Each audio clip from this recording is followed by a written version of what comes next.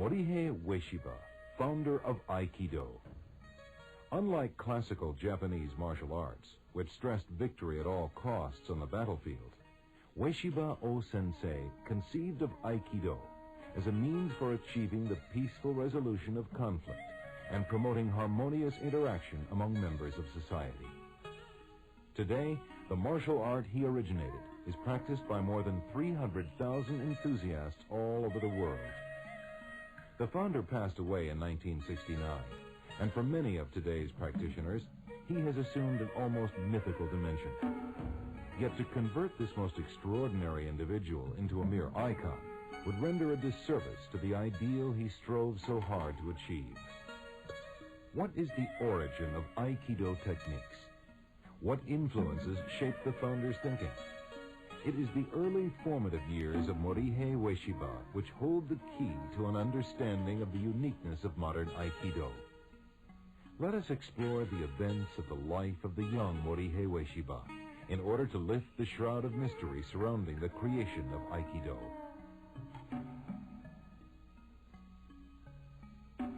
Morihei was born in the port town of Tanabe in Wakayama Prefecture on December 14, 1883, as the only son of prominent community member Yoroku Ueshiba.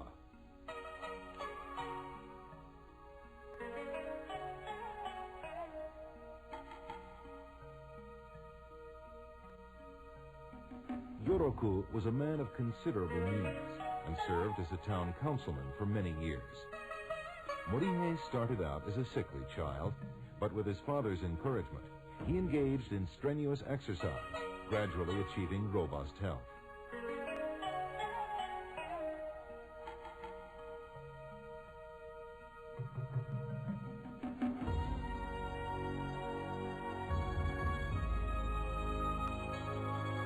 After passing his childhood in his native Tanabe, Morihei spent a period of several months in Tokyo at the age of 17, where he practiced Tenshin Shinyo-ryu Jujitsu.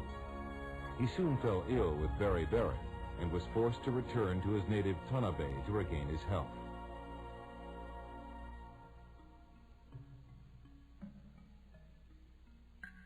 In late 1903, Morihei joined the Japanese Imperial Army shortly before the outbreak of the Russo-Japanese War. It was during his military service that he engaged in the study of Yagyu-ryu Jujitsu.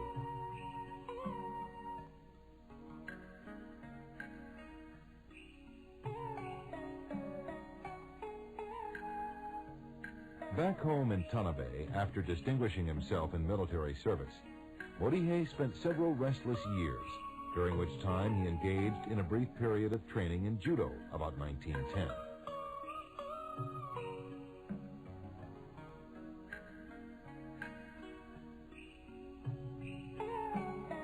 During this period, the Japanese government was providing incentives for those hardy individuals who would accept the challenge of settling the northernmost island of Hokkaido. In 1912, seeking a new life of adventure, Morihei led a party of young men from his native Tanabe to a remote area of Hokkaido called Shirataki. There, Ueshiba and the group set about the arduous task of hewing a new life out of the wilderness.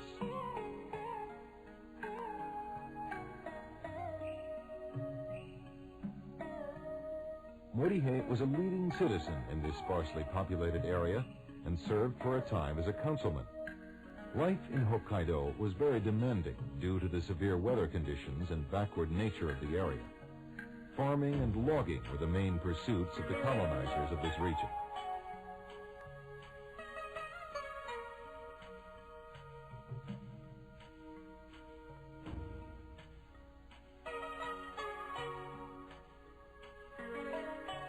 In 1915, Morihei had his fateful first encounter with Sokaku Takeda of Daito-ryu Jujitsu. This meeting changed the course of the founder's life, and the techniques of Daito-ryu left an indelible stamp on the Aikido which would later emerge. Morihei later invited his teacher Takeda to his home in Shirataki to accelerate his learning of the techniques of Daito-ryu.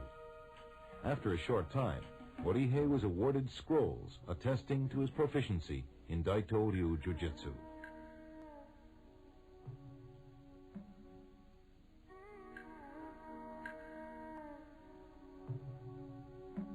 Morihei left Tokaido suddenly after receiving a telegram in late 1919 informing him that his father was gravely ill. He left his home and most of his possessions with Sokaku Takeda and set out for Tanabe.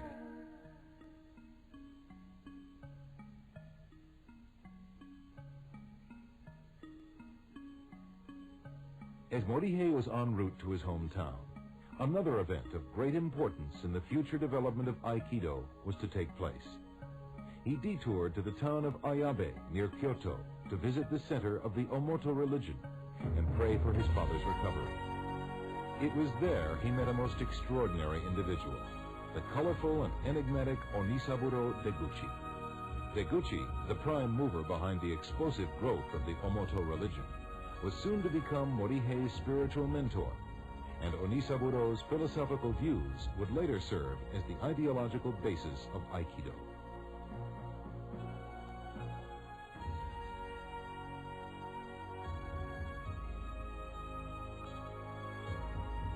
Arriving too late to comfort his dying father and overcome with grief, Morihei moved his family to Ayabe in the spring of 1920 to seek solace in the Omoto religion. He became an active member of the religious community and a trusted follower of Onisaburo Deguchi.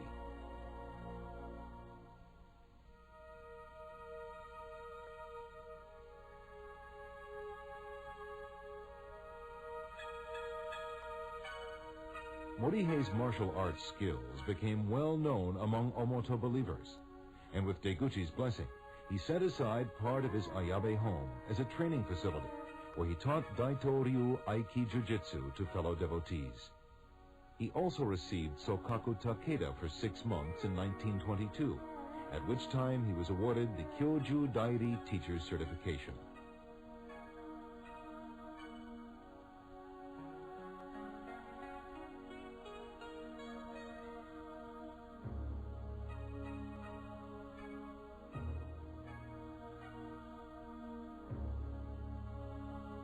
Ueshiba became part of the inner group of Reverend Deguchi and served as his bodyguard.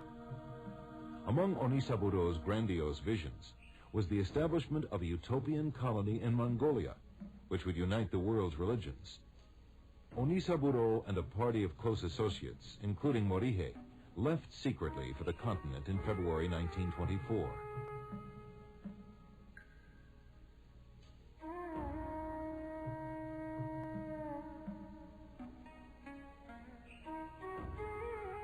Deguchi's group became embroiled in local politics and obtained the backing of a prominent rebel leader.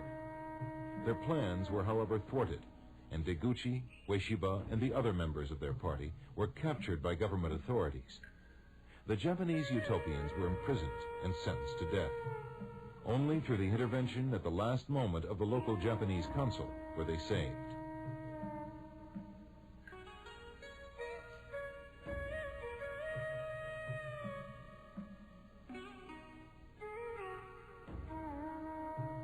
This close brush with death tested Morihei's courage to the limit and caused him to enter into a period of deep self-examination.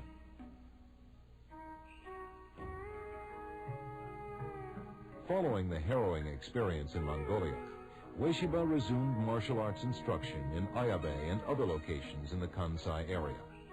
His fame as a martial artist gradually spread, and the founder was eventually invited to Tokyo to give demonstrations and seminars on behalf of Japan's military and political elite.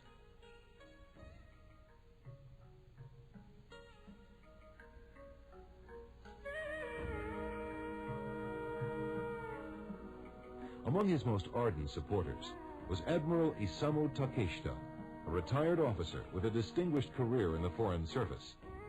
Also a martial arts enthusiast, Takeshita was instrumental in having Ueshiba relocate to Tokyo in 1927.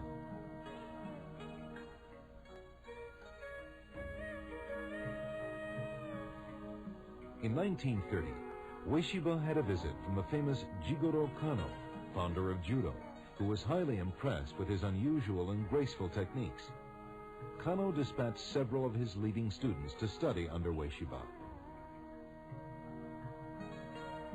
After teaching in various locations in Tokyo with the support of a number of wealthy and influential patrons, Ueshiba finally settled permanently at a new location called the Kobukan Dojo, which opened in Tokyo's Shinjuku ward in April 1931.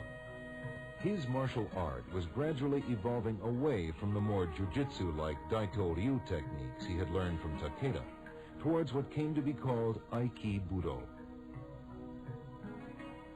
Interestingly enough, it is in this period of Morihei Ueshiba's life that his techniques are the most clearly documented. This is largely due to the survival of a series of more than 1,000 technical photos, which preserve for posterity his dynamic Aiki Budo.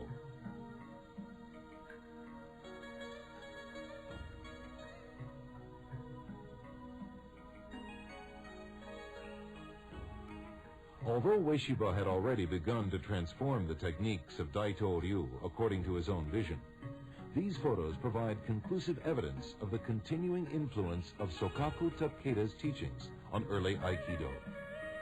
The complex joint locks and pinning techniques shown in these photos are unmistakably from the Daito Ryu technical repertoire. And now we present the classic 1935 film, Budo.